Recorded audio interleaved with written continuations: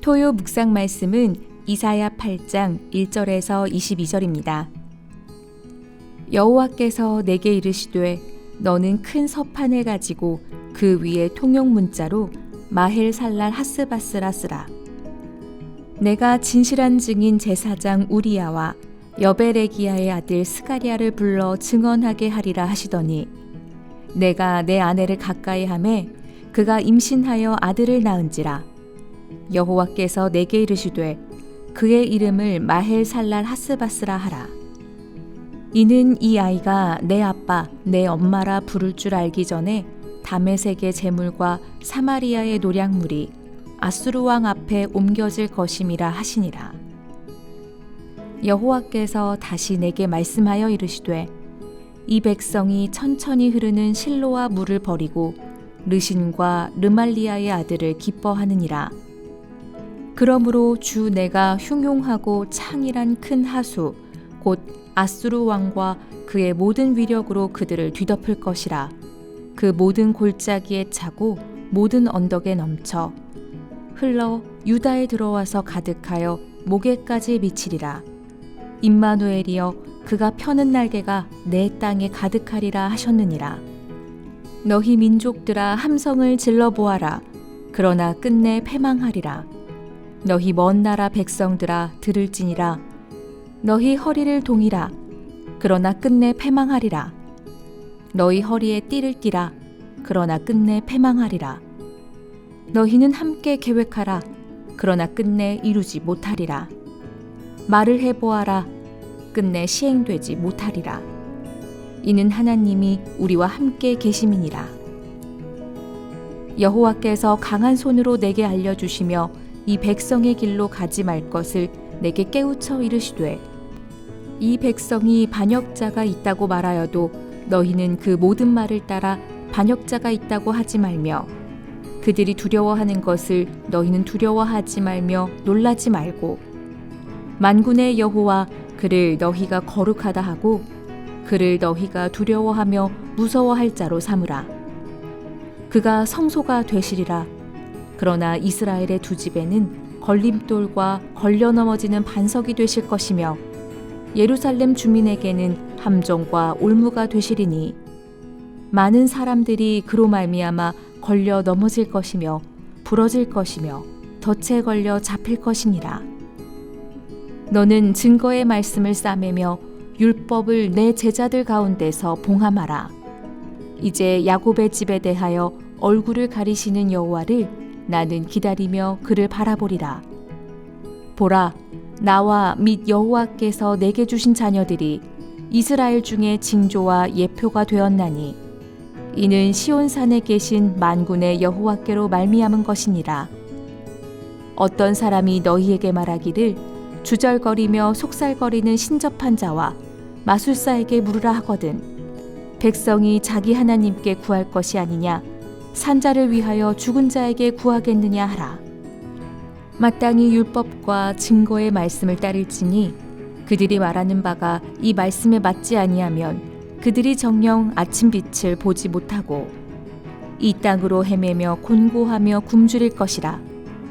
그가 굶주릴 때에 격분하여 자기의 왕과 자기의 하나님을 저주할 것이며 위를 쳐다보거나 땅을 굽어보아도 환난과 흑암과 고통의 흑암뿐이리니 그들이 심한 흑암 가운데로 쫓겨 들어가리라. 아멘.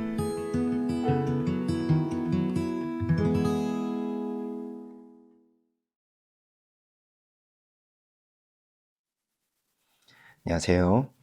오늘도 토요 새벽 묵상에 함께 하시는 성도님들을 주님의 사랑으로 환영하고 축복합니다.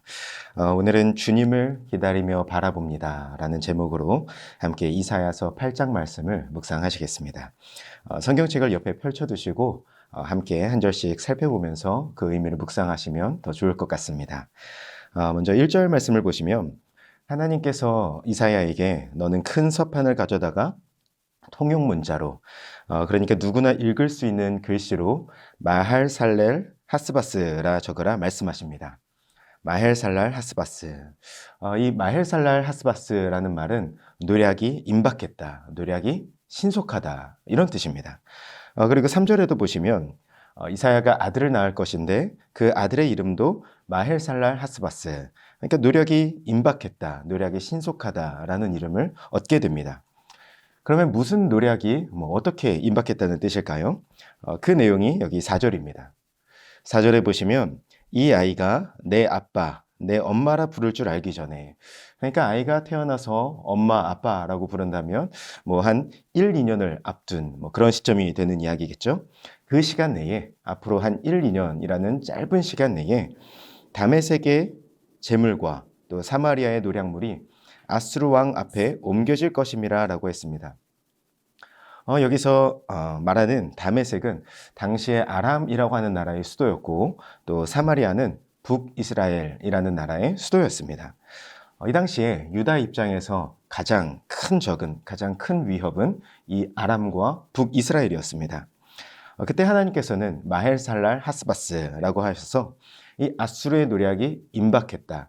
그러니까 아람과 이스라엘이 이제 곧 멸망하게 될 것이다 라고 아주 분명하게 말씀하신 겁니다. 그래서 이 서판을 보고 또 이사의 아들의 이름을 보면서 유다 백성들은 반드시 깨달아야 하는 게 있었습니다. 머지않아 정말로 아람과 이스라엘이 아수르의 그 공격을 받고 멸망하게 될 텐데요. 이 모든 일이 그저 어떤 힘의 논리 때문이 아니라, 그저 우연히 일어난 일이 아니라 정말로 하나님이 이미 말씀하신 대로 되었다는 것을 깨달아야 했던 거죠. 그런데 여기에 큰 문제가 있었습니다. 그것이 무엇이냐면, 하나님께서 아무리 자기의 계획을, 하나님의 계획을 이렇게까지 분명하게 말씀을 해주셔도 유다에게 그 계획을 들을 만한 믿음의 귀가 없었다는 게 큰 문제였습니다. 여기 6절을 보실까요? 6절을 보시면 이 백성이 천천히 흐르는 실로아 물을 버리고 라고 했습니다. 여기에 나온 실로아 물이라는 물은 예루살렘 성 바깥에서 그 성 안쪽으로, 예루살렘 성 바깥의 기온샘이라고 하는 곳에서 성 안쪽까지 흐르는 잔잔한 시냇물을 가리키는 말이었습니다. 이 물은 여기 표현대로 천천히 흐릅니다.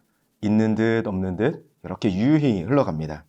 근데 사실은 이 흐르는 것 같은지 있는지 없는지 그 잠잠히 흐르는 물이 사실은 예루살렘 성 안에 모든 생명을 공급하고 있는 그 물의 원천, 그 물이 바로 이 실로아 물이었습니다. 그래서 이 실로아 물을 우리가 생각해 보면 실로아 물은 참 하나님의 돌보심을 많이 닮아 있는 것 같아요. 하나님은 늘 이렇게 우리 곁에서 잠잠히, 때로는 눈에 띌 수도 있고 때로는 느껴지지 않을 때도 있지만 잠잠히 일하고 계십니다. 있는 듯 없는 듯 우리를 돌보십니다. 또 우리가 미처 다 느끼지 못할 때라도 지금도 하나님께서는 이 세상을 경영하고 계십니다. 그렇게 우리의 맥박이 뛰게 하시는 분이 주님이시고, 또 우리가 앉거나 일어설 때 우리의 다리에 힘을 공급하시는 분이 주님이십니다. 이런 당연한 것 같았던 주님의 은총이 어느 순간 아프거나 해서 없어지는, 좀 거두어지는 것 같은 순간이 있어요. 그때 우리는 비로소 깨닫게 되는 것이죠. 내가 이렇게 당연하게 여겼던 모든 것들, 정말 내 삶의 모든 것이 다 주님의 은혜였구나 라고 우리가 고백하게 되는 것입니다. 주님은 이렇게 늘 이렇게 실로아 물처럼 우리를 돌보십니다. 지금도 이 세상을 실로아 물처럼 경영하고 다스리고 계십니다. 그런데 유다는 이 실로아 물을 버리고 어디를 찾아갑니까? 7절에 보시면 흉용하고 창일한 큰 하수 같은 아수르 왕을 찾아갔습니다. 이건 역사적으로 보면 유다가 아수르를 찾아가서 조공을 바쳤던, 그 동맹을 시도했던 그 사건을 가리키는 말입니다. 처음에는 아수르가 도와줄 줄로 알고 기대했습니다. 여기 6절 하반절에 보시면 르신과 르말리아의 아들을 기뻐하느니라 라는 말도 이런 맥락에서 이해할 수 있는 말이죠. 학자들에 따라서 여러 견해가 있긴 하지만 이건 마치 이렇게 이해할 수 있습니다. 유다가 절대 강자 아수르와 손을 잡았습니다. 그러면 아무리 아람과 이스라엘이 공격한다고 한들 아수르가 손을 잡고, 또 이제 그 아수르의 공격이 임박했는데, 노략이 신속했는데 더 이상 그 아람과 이스라엘이 유다에게 무엇을 할 수 있었겠습니까? 그러니까 아수르가 정말로 아람과 이스라엘을 제거해 줄로 알고 그걸 기뻐했다는 말인 거예요.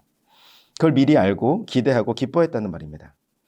그래서 어쩌면 이 순간까지 유다는 아수르와의 동맹한 것이 신의 한 수라고 여겼을지 모릅니다. 그런데 결과를 열고 보니 어떻게 되었나요?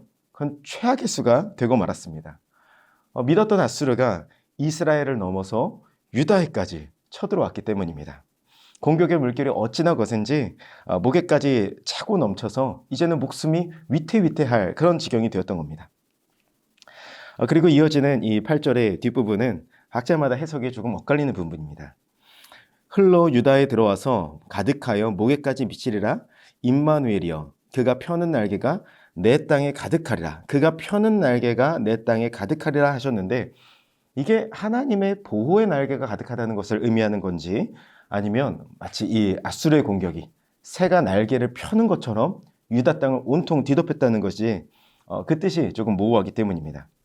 근데 이 부분을 한번 가만히 7절부터 이 원문을 보시면 계속해서 이 행동의 주어가 앗수르입니다. 하나님께서 앗수르 왕의 위력으로 그들을 뒤덮을 것인데, 앗수르가 모든 골짜기에 차고, 또 앗수르가 모든 언덕에 넘치고, 앗수르가 흘러 유다에까지 들어와서 목에까지 차고, 결국 앗수르가 펴는 날개가 온 땅에 가득하리라 라고 보는 것이 아마 가장 자연스러운 이해일 것 같습니다. 이렇게 유다의 상황을 보면 너무나도 비극적이고 처참하고 위태위태한 순간이에요. 근데 사실은 여기에 하나님의 반전이 숨겨져 있습니다. 임마누엘이요. 우리말 성경에는 임마누엘이여라는 말이 이 본문의 중간에 삽입되어 있지만, 원문에서는 이 모든 이야기가 끝나고 나서 이 모든 위태위태한 순간을 그려내고 나서 임마누엘이여라는 탄식과 함께 이 구절이 끝을 맺습니다. 무슨 의미가 될까요? 정말로 이렇게 다 망해버린 것 같은 순간이지만 유다 백성에게는 여전히 기다리고 바라볼 분이 계시다는 말입니다. 임마누엘이요. 하나님이 그들과 함께 하시기 때문에 앗수르의 승리는 영원하지 못합니다. 앗수르의 공격이 영원하지 못합니다. 그들을 이기지 못합니다. 하나님께서 유다 백성을, 하나님의 백성을 건지시기 때문입니다. 여러분, 바로 이것이 성도의 삶 아닙니까? 우리의 살다 보면 때로는 온갖 인생의 무게와 절망의 그늘이 우리를 정말 무겁게 짓눌러도 사망의 권세가 우리를 이기지 못합니다. 우리에게 승리를 주시는 임마누엘의 하나님, 예수 그리스도께서 우리를 건지시기 때문입니다. 자, 그러면 이렇게 진실로 하나님의 구원을 기대하고 바라는 주님의 백성들은 어떻게 살아야 될까요? 그 대답이 12절과 13절입니다. 먼저는 어떤 거짓 소문이라든지 유언비어, 어떤 루머를 듣더라도 하나님의 백성은 거기에 너무 유동할 필요가 없습니다. 예나 지금이나 성경의 어떤 몇 구절을 억지로 인용해서 자꾸만 음모론과 복음을 엮으려는 시도들이 늘 있어 왔습니다. 그런데 그런 태도는 결코 바른 신앙의 모습은 아닙니다.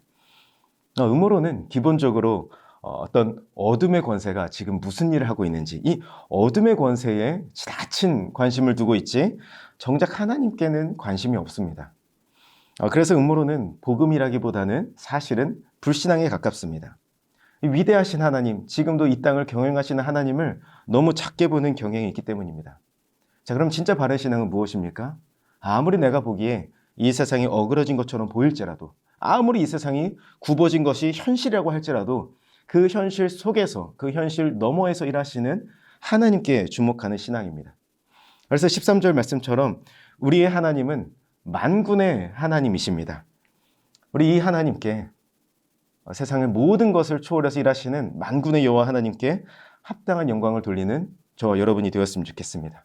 정말 이 말씀처럼 세상을 두려워하지 말고 진실로 하나님만을 두려워하는 저와 여러분이 되었으면 좋겠습니다. 우리의 최고의 충성을 받으실 분은 하나님이십니다. 그렇게 우리의 모든 삶이 하나님께 최고의 충성을 바치는 것으로, 하나님만을 두려워하고 하나님만을 경외하는 것으로 우리의 삶의 우선순위가 정돈될 때 사실은 그 뒤에 잇따르는 삶의 모든 크고 작은 문제들과 어려움들은 제자리를 찾아 들어가게 되는 것입니다. 그런데 우리는 여기서 또한 복음의 양면성을 만나게 됩니다. 여기 14절 말씀을 보실까요? 14절 말씀을 보시니까 여호와는 그를 두려워하는 모든 자에게 이처럼 성소가 되십니다. 세상의 모든 소망이 사라져도 주님을 찾는 모든 자에게 우리 하나님께서는 강한 구원의 손을 베푸실 것입니다. 하지만 동시에 하나님은 어떤 사람에게는 걸림돌이 되신다는 겁니다. 어떤 사람들일까요? 하나님을 인정하지 못하는 사람들, 스스로 자기의 길을 찾는 사람들에게 이 하나님의 방식은 언제나 걸림돌이 됩니다. 어떤 사람들에게 이 실로아의 물은 너무나도 지나치게 밋밋합니다. 또 어떤 사람들에게 십자가의 도는 지나치게 미련한 이야기입니다. 이 복음의 역설적 원리가 어떤 사람들에게는 너무나도 마음에 받아들이기가 어려운 것이죠. 그렇다면 우리 함께 이 말씀을 놓고 스스로에게 한번 질문해 보았으면 좋겠습니다. 나에게 하나님은 정말로 어떤 분입니까? 실로아 물보다는 크고 흉용한 큰 하수가 더 나아 보이지 않습니까? 섬김과 희생의 원리보다는 통제와 지배의 원리가 더 매력적이지 않습니까?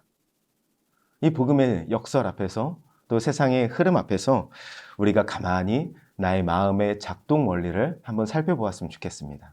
우리의 마음은 어디로 기울어져 있습니까? 우리가 정말로 신뢰하는 방법은 어떤 원리입니까? 이제 우리 결론으로 16절과 17절 말씀을 묵상하고 마무리하도록 하겠습니다. 16절에 보시면 너는 증거의 말씀을 싸매며 율법을 내 제자들 가운데에서 봉함하라 라는 명령이 나옵니다.